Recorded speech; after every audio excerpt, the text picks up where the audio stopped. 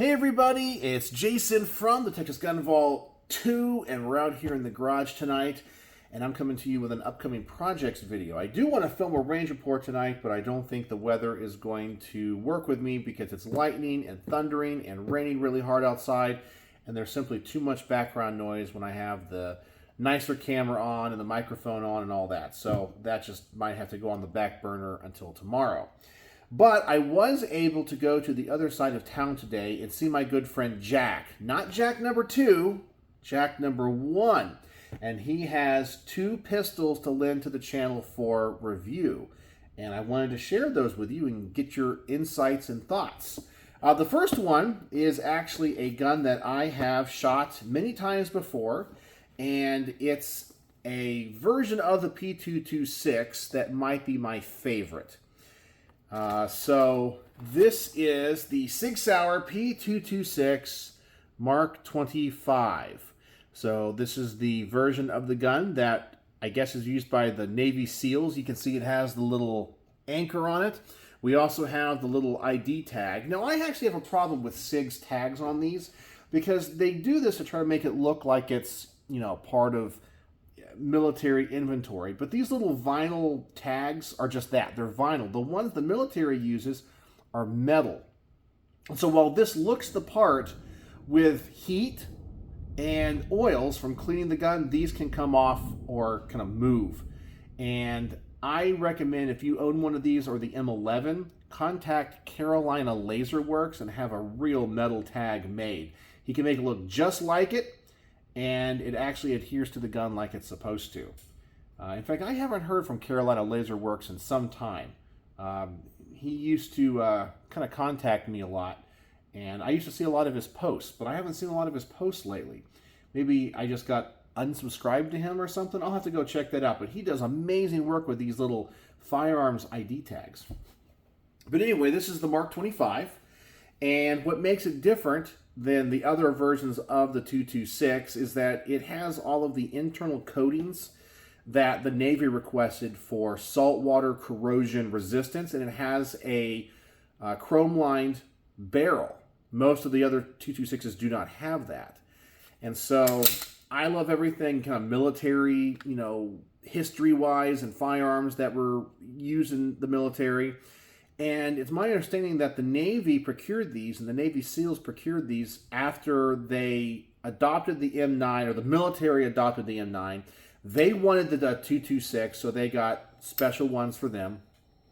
And that's kind of what this is. And then SIG released copies of those. And the only thing that I think Jack has changed out on this is he did put in the SRT trigger, which I don't mind. Those are way better than the non-SRT triggers. But I'm not sure if that affects the coatings of the gun. I'm not sure if the coatings were just for the controls and some of the internal parts in the barrel, or it has to do with the trigger as well. But it does have a SIG SRT trigger in it. But the P226 Mk25, just my favorite version of the 226. Just really, really, really cool.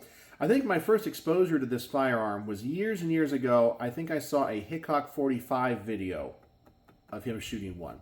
And that's what made me aware of him. So, but that was a long, long time ago. So, I mean, I haven't been subscribed to Hickok 45 in, years and years and years. But yeah, so that's the first gun here. And let's see what else we got. Let's close this up. And then I want to show you the other gun. And I also have a question about this, so maybe you can help Jack and I when it comes to this. The first thing I want to show you, which I kind of laughed when I first saw this case, but we all know what the Smith & Wesson M&P cases look like, right? You know, they're black, they got that silver latch and all that. We all know how big they are, right? I'm very familiar, about the same size as like a, you know, like a SIG case or a Glock case, you know, they come in. When I saw this, I had no idea what the heck was in it. This thing is gigantic, and I don't even think that the camera on my phone is doing this thing justice. Here is like the SIG box. Like, look at that thing. It's gigantic. It looks like it can hold like 5 or 6 pistols in this thing. And so I had no idea what Jack had gotten himself into with this thing. But it's only one gun. And it's a version of the M&P 2.0, but it's the Spec Series. And let me show you the complete package here. So there it is. So we get the gun. It's an olive drab. I'll take it out in a second. Of course, we got the back straps here, here, and there. Obviously, there's one on the gun. You get a little challenge coin as well. Here it is. It says, you know, Spec Series. And there it is on the back, the gun. That's kind of a cool challenge coin. I like it. Looks very attractive. It's in its own little case there. You get, besides the magazine that's in the pistol, you get 2 extended magazines, 2 regular magazines. You get a knife, which Jack called this thing a throat cutter. It's kind of a nice little knife here, but look at that thing. I'm not really sure what I would use it for. Maybe for, like, you know, skinning a deer, or, but of course I don't hunt, or maybe like filleting a fish. I don't know. That's kind of a cool little knife. It looks like it means business. And we also have the gun. So let me get that out and let me show you what the gun's all about. And then I'll talk about the questions we have about the gun, and maybe somebody can help us here. So here it is. As you see, it has a compensator on it.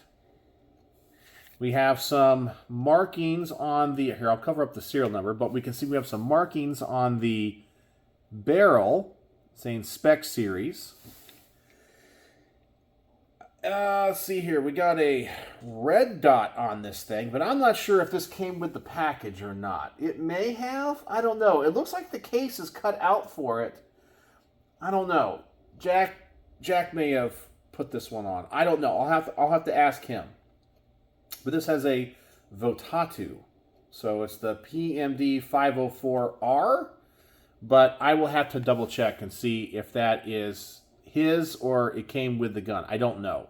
So that is not going to be a part of the review necessarily. But then we got this big compensator. So let me talk about what the problem Jack has had with this gun. He did not think he was going to let me borrow it, but he says you can if I made one promise. And that is, if the gun does not run well, to just bring it back to him and don't do a range report on it. And I said that is fair enough, because he's taken it to the range, and I guess he is having lots of failures with this gun. He's tried all the different magazines.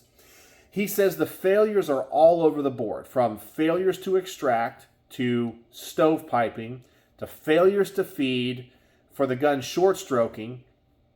And he said he was using S&B ammo and some Browning and then some other like cheap stuff. He said he tried a number of different things, but he said it was all 115 grain.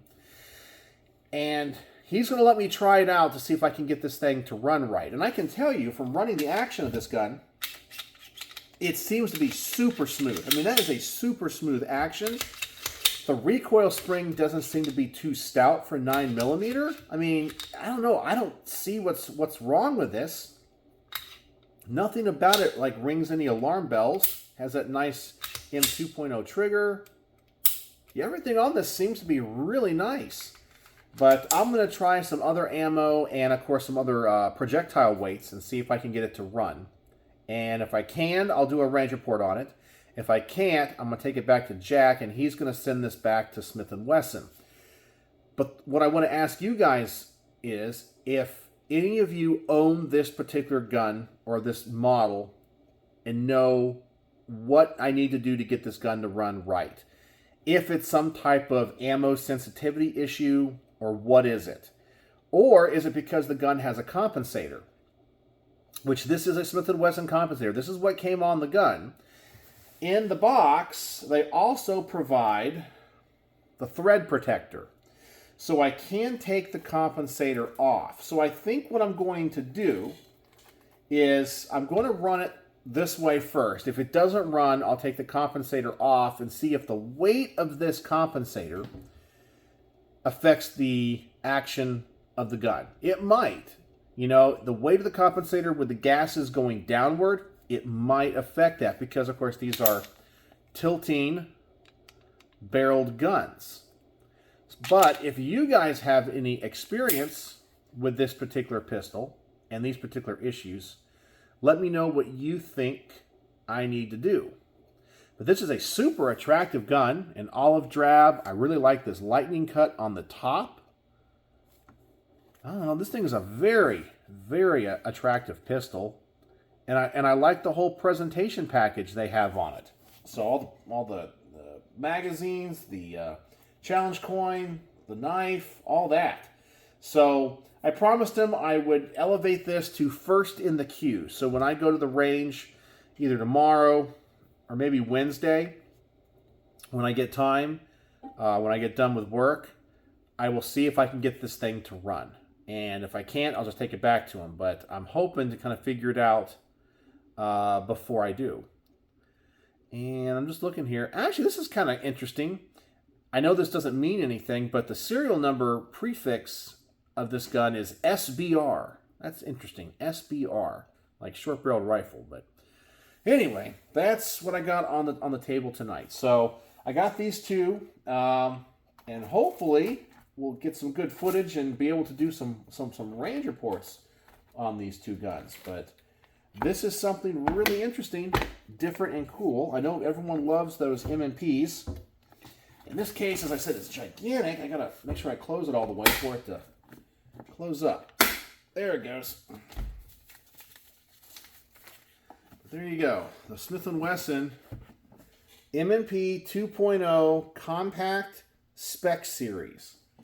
Really interesting package there. So I'm going to go put these two things in the safe, get ready to take them to the range, and just wanted to give you guys that upcoming projects preview. So that's it. That's all I got for you tonight.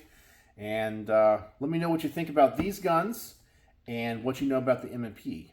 And if you can help me before I go to the range and have to do experimentation to see if I can get it to run. I'm going to assume maybe it needs like 124 grain or something. Maybe. We'll find out. I'll take some like Winchester NATO, some 124 grain. I'll have to go through the boxes of stuff I have and see what I can find. So I'll try to run some weaker stuff, some more powerful stuff. I don't know. We'll have to see. Maybe the tolerances on this gun, being the Spec Series, are a little bit tighter, where I know Glocks have an unsupported chamber, and some of these polymer pistols have very loose tolerances in the chamber to aid in extraction. Maybe this one doesn't, but we'll have to see. So that's all I got for you tonight. Maybe nothing too exciting and too extensive, but that's it. So thanks for joining me in the garage, and I look forward to seeing what you guys have to say in the comments section below. So, as always, oh my gosh, I forgot the word of the day. I forgot the word of the day. All right, so the word of the day. Word of the day. Man, I almost forgot that. I know if I didn't do that, people would be mad at me. So the word of the day is going to be... Man, I got to think something fast here. Let's do... I don't know, we have the... How about Navy? Navy, because it's the Sig P226 that was adopted by the Navy SEALs. So Navy is the word of the day if you made it to the end. And I know that you are a true vault dweller. So now I can let you go. So as always, thanks for watching.